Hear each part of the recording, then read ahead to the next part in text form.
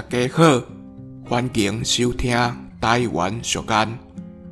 今仔日要甲大家介绍的俗谚是：牛无力，拖坏皮；人无理，讲坏话。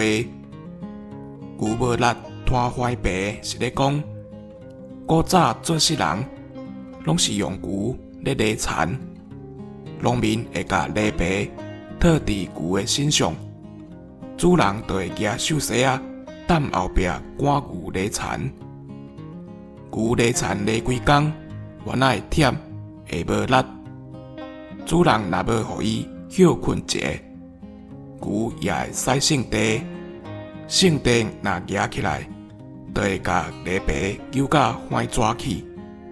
这时阵，主人就知影讲牛在抗议啊。若人无理，讲坏话是咧讲，人若无理会鸭爸兼拗蛮。有的人个性真古怪，毋知影偷项甲事真，定定要甲人相争，敢若凭伊家己半桶水的人脉，就想要甲人指教，这也无打紧。上害的是，家己阁无愿意放落软。